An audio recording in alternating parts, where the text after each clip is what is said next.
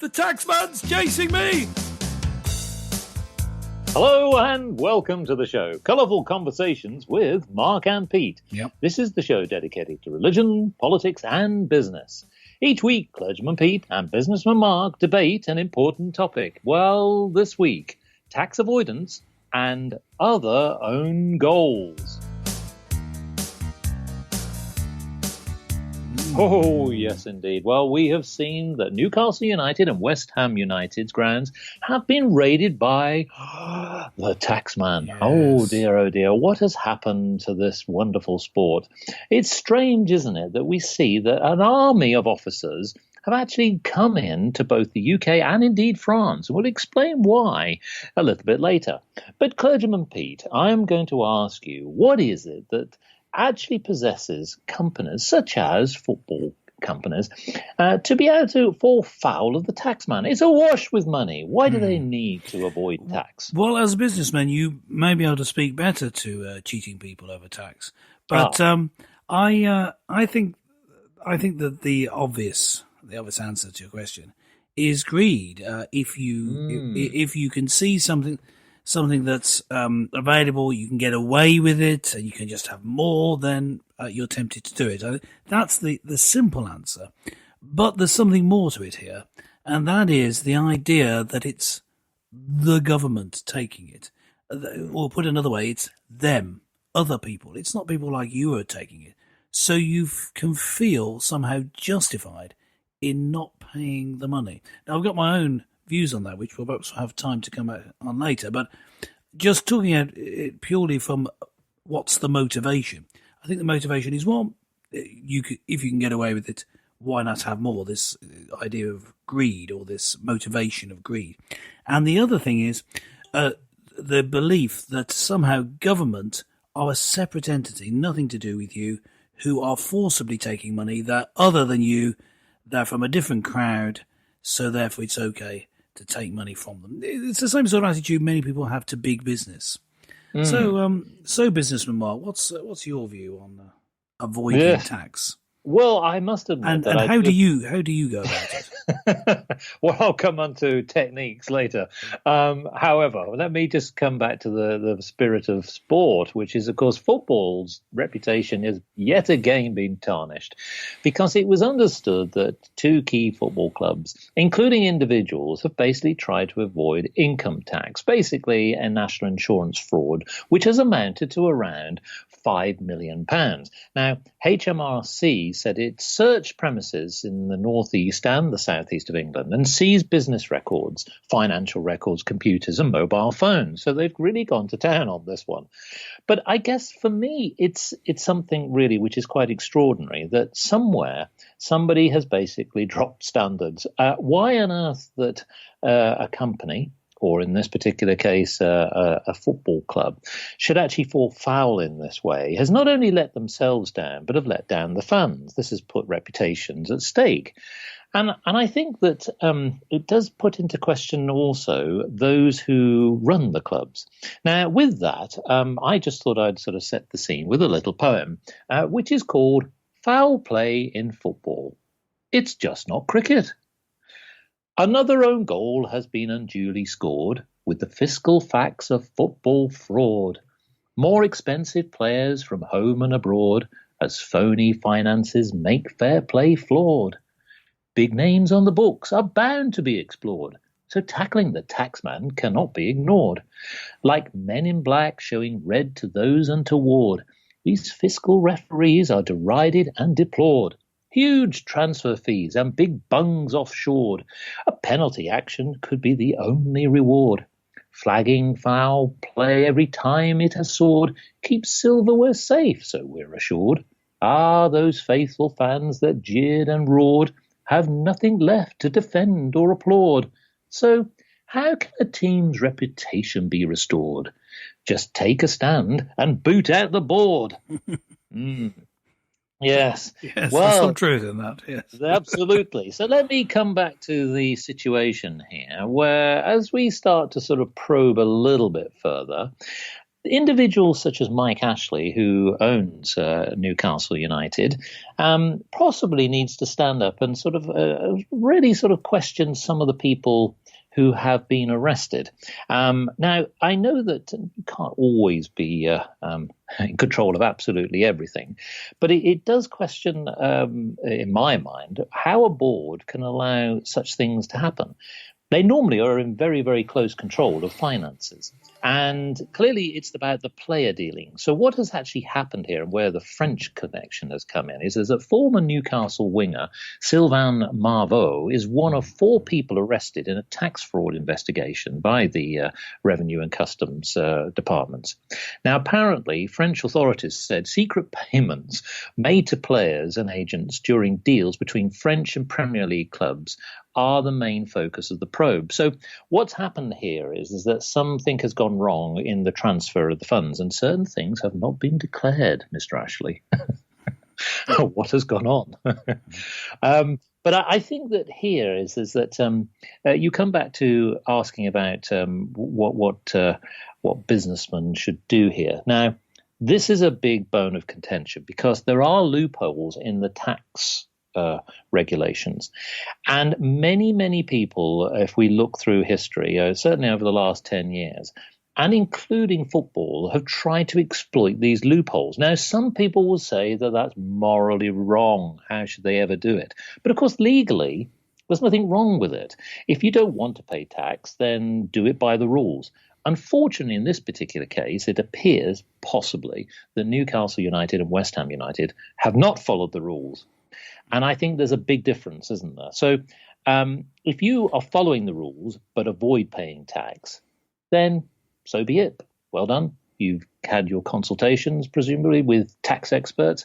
But if you've just cheated, I'm afraid you've really got to be punished. So, Clergyman Pete, let me ask you then, when we look at, say, individuals who are often caught out by not paying their tax, really, I guess there's no excuse, is there?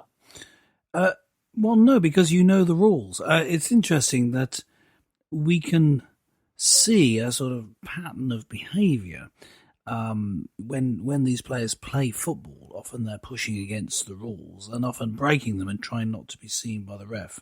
You know, pulling on shirts, pulling people down, diving to try and get a penalty. Playing around with the offside rule to try and get an advantage, and in all these things, they're behaving in the same way as a tax avoider. Now, in terms of the individuals, no, I don't think that they should get away with it. But I would turn it around and saying they shouldn't be taxed in that way. In fact, more than that, I think really income tax is a great evil in society. It stops people from striving for better. It pushes people into committing crimes because they react against having their money taken by the government. Now, I don't think people should avoid it illegally, but if someone manages to avoid paying tax perfectly legally, then I have a different view than many people say, because I see the essential truth is that's their money that's been taken. They're not stealing money from the government. They're avoiding paying their own money to the government. So if you can manage to do it legally, I'm all for it. I am pressing and encourage anyone with any political sway, including all the voters in the country, to vote always against increasing taxation and to vote for decreasing taxation and to get rid of income tax altogether, and so cut the spending that especially national government does, and have such services done privately so you can choose whether to pay for them. This is a far better way to organise society. But with it being organised as it is, no, I can't possibly condone people illegally avoiding tax, but I'm all in favour of people doing it within the law. Well, of course, the football situation raises another point, which has come up recently, and that is a lot of big international companies who have moved their should we say, their headquarters offshore.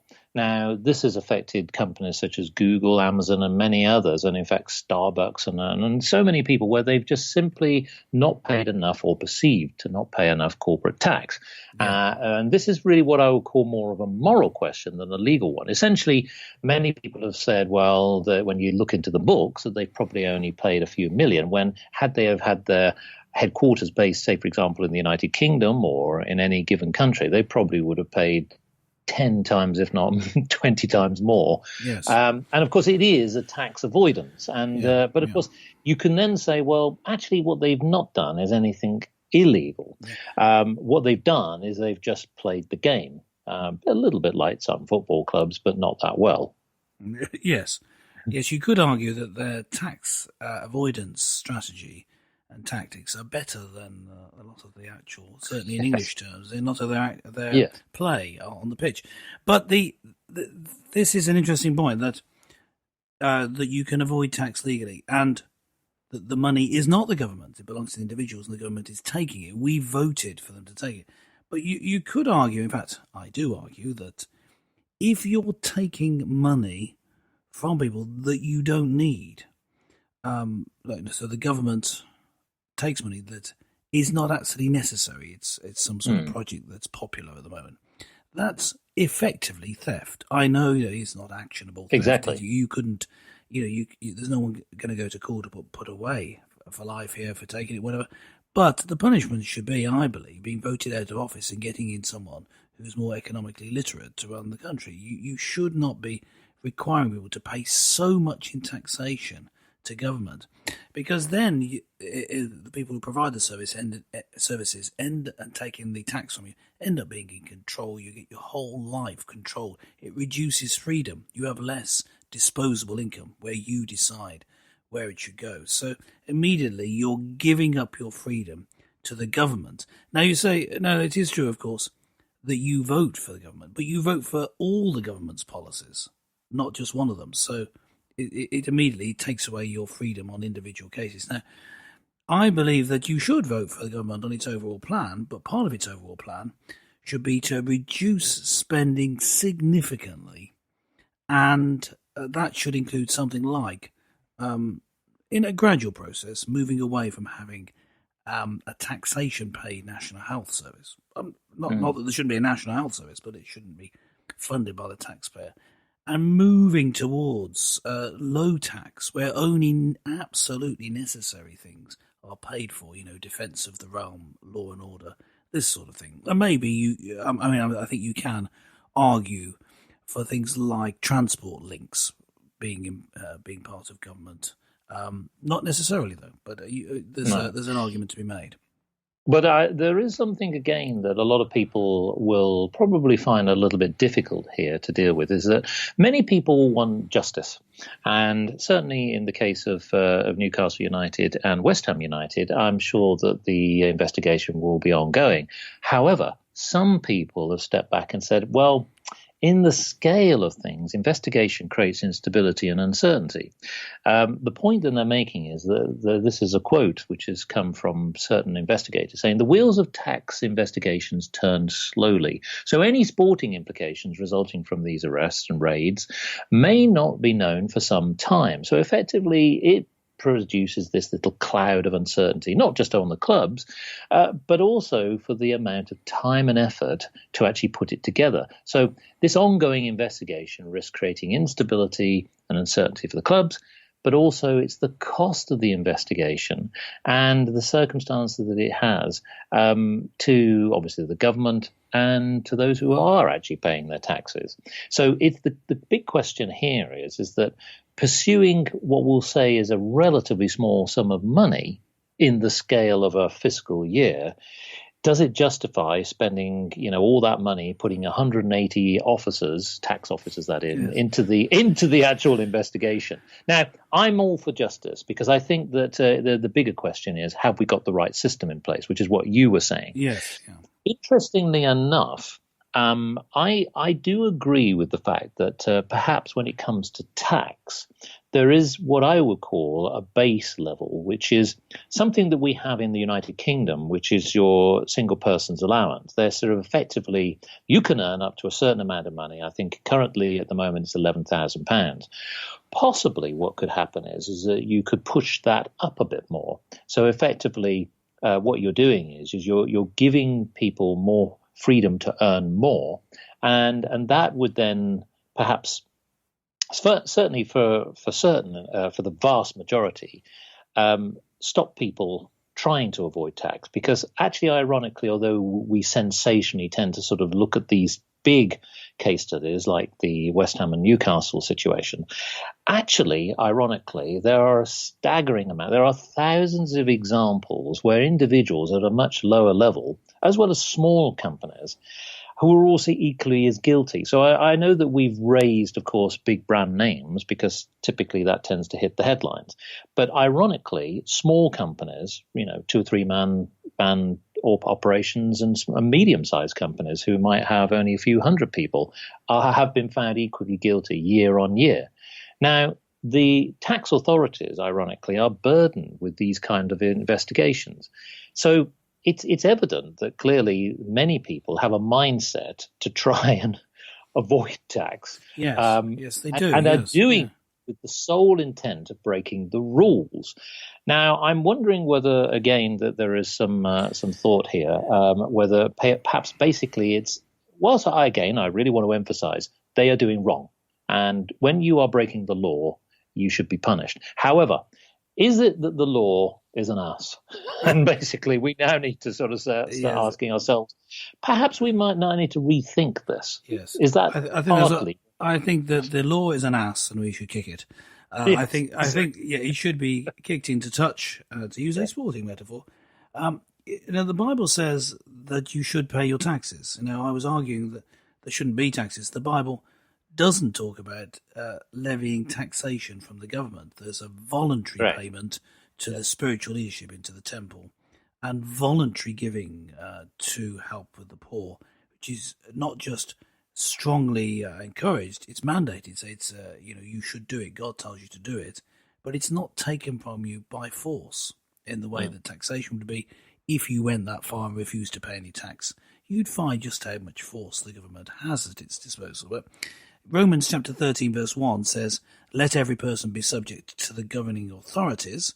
And he goes on to say later in the same chapter, verse 7, in fact, "Pay to all what is owed to them, taxes to whom taxes are owed, revenue to whom revenue is owed." It is expected as a Christian that unless there's good reason, you obey the authorities. That same verse goes on to cleverly point out, and respect to whom respect is owed, and pay honour to whom honour is owed. The implication being that if they don't deserve your respect and honour because of what they're spending the money on, then that could be another matter. But it's not. But there is no idea about rebellion against authority. What would be the proper course of action if taking this Bible passage, if what the government was spending the money on you thought was completely wrong? And that is within the sort of democracy that we live in Britain, and it's similar in America, where there's a representative democracy.